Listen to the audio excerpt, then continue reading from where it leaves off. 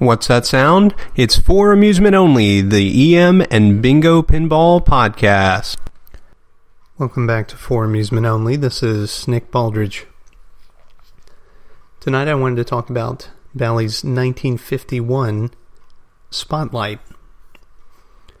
Now, Spot-Lite was the third Bally bingo off the assembly line. And it brought back one of the features of the one-ball horse race games, advancing odds. The two games that Bally produced before this, Bright Lights and Coney Island, had fixed payouts based on if you got 3, 4, or 5 in a line on any of the cards. That feature was repeated all the way for all of the EM 6-card games and the 3-card games as well, with possibly a few exceptions. Spot-Lite is interesting because it awarded the odds in a different way from many of the other games, or maybe any of the other games. This is the only game I've seen with this particular arrangement of odds. There are actually 5 distinct sets of odds. And what it pays out is based on the orientation of the win that you make. So if you get 3 in a line horizontally, the lowest set of odds awards you only 2 replays. If you make a 3 in line vertically, it awards you 4 replays. If you make a 3 in line diagonally, it awards you 6 replays. A 4 in a line of any orientation awards you 8 replays, and a 5 in a line awards you 50. Now, the maximum odds for this machine award 200 for a 5 in a line,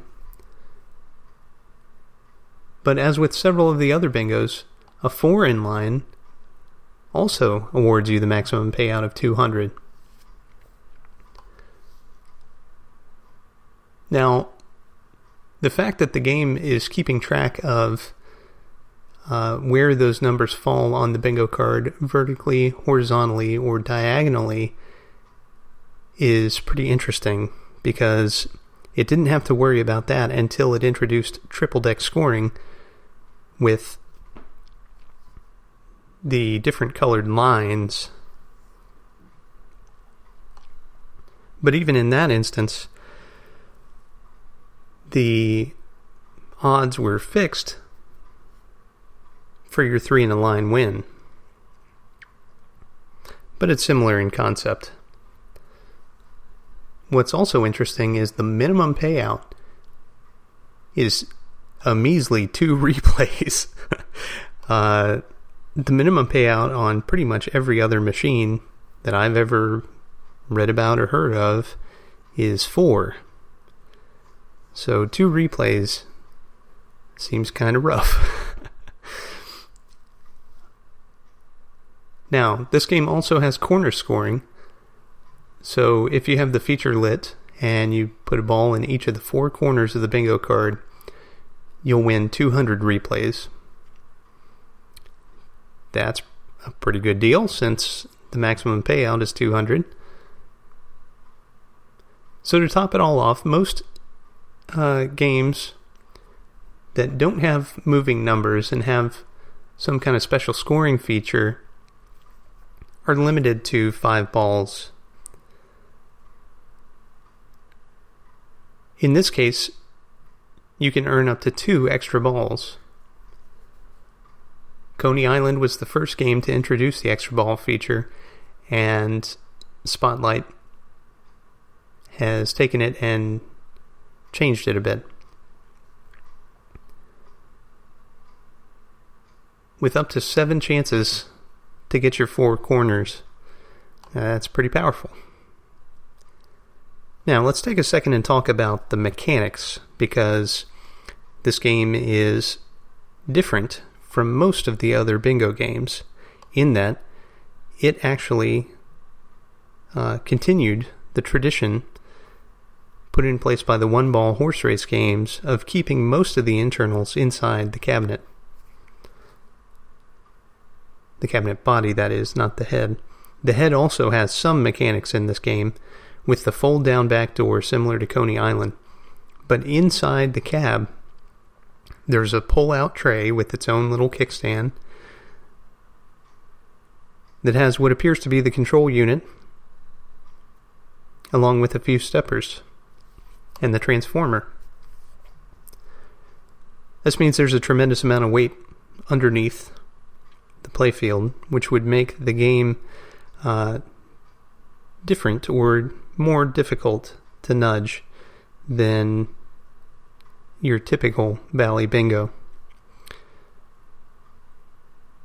Now, because it used the standard wooden legs and not the full floor cabinet of the horse race games, it would probably have some latitude to move. It's just interesting to me that they kept that particular mechanical arrangement instead of enlarging the back box. Now, they probably needed all that room because of the different methods that they use to track your wins across the different orientations of numbers. All this kind of stuff is pretty fascinating to me, so hopefully you find it interesting as well. Let's take a minute and talk about artwork. Now, this game's theme is ice skating, and particularly shining a spotlight onto the ladies that are on the ice. Now, the reason for the spotlight theme is that this game will spot numbers. Now, this, I believe, was the first Bally game in their bingo line, which began in 1951, to have spotted numbers. Neither Coney Island nor Bright Lights have spotted numbers.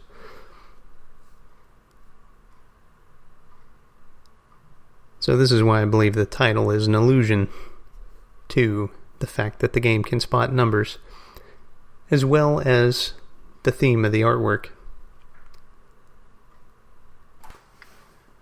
The artwork appears to be Melenton, using very much the similar style he'd employ later on at Williams. The female form is illustrated in his typical style, and the artwork is very attractive.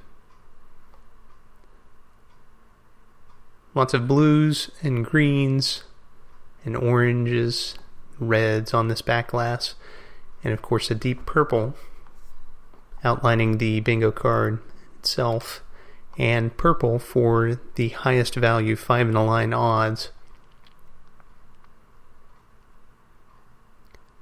The Bally logo is written in kind of their trademark red that they would use for many of the bingos. The playfield is similarly beautiful, with many more ladies skating in the spotlight.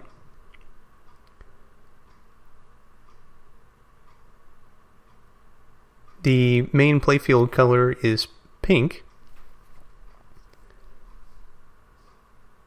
and it reminds me somewhat,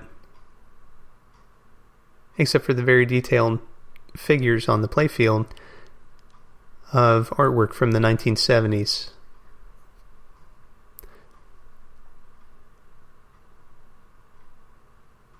Now, the actual trap holes themselves also have unique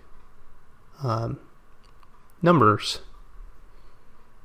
below them, as you'll find with many of the Bally Bingo games, from game to game, they did different things to make the numbers stand out. In this case, they made them very small, and they wrapped them in almost a trapezoid, and it attaches directly to the underside of the red circle that is the trap hole. I think that's highly attractive on this particular machine. The ball return is outlined very nicely in black, with the words ball return in white. And this game has a feature that you might know and love in listening to the other podcasts about these wonderful games. Pick-a-play. This was the first game to introduce pick-a-play before the 1960s revitalized the feature. It completely vanished after this game. Now, there were 4 buttons. Your red button, of course, would start your game, just like with every other bingo. But it would also play for a chance at earning you a spot or advancing your odds.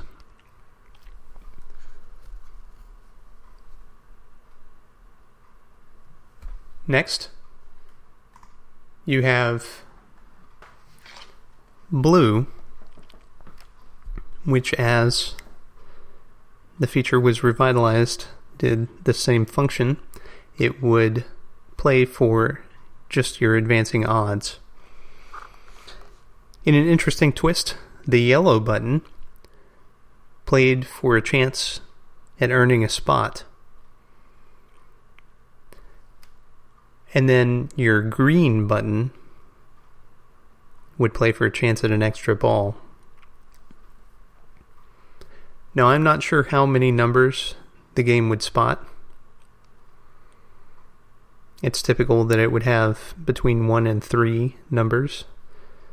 Let's check the schematic, shall we? You can actually spot 5 numbers. The number 2, the number 5, 15, 16, and 17. And those can all be spotted independently. That means that if you play that yellow button, you could have up to 5 numbers spotted before you even launch a ball. Now, those numbers are not contiguous on the back glass, so you're not actually winning without playing, of course. But that is quite the advantage. Of course, the number 16, my favorite and least favorite number, right in the center of the playfield. It's a huge advantage to have a game where it spots that number for you, because frequently it's the last number you need for a 5 in a line, and it's really unusual that you have the skill to actually knock it into that hole.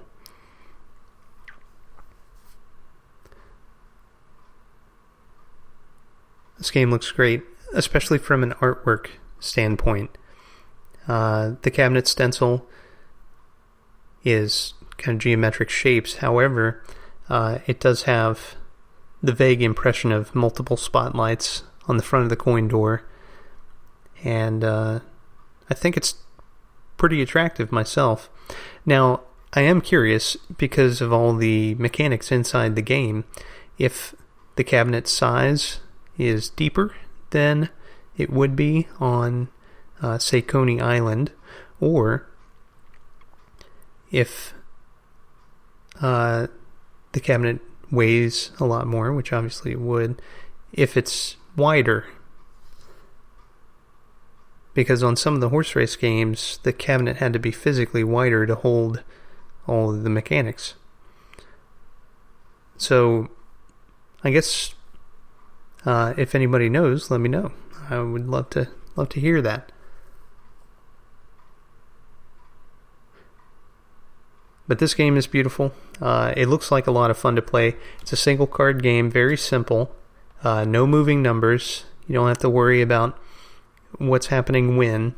It's all down to the player's skill, plus their ability to earn those extra balls. So, that's all for tonight. Thank you very much for joining me. My name again is Nick Baldridge. You can reach me at foramusementonlypodcast@gmail.com, or you can call me on the Bingos line. That's 724-BINGOS-1, 724-246-4671.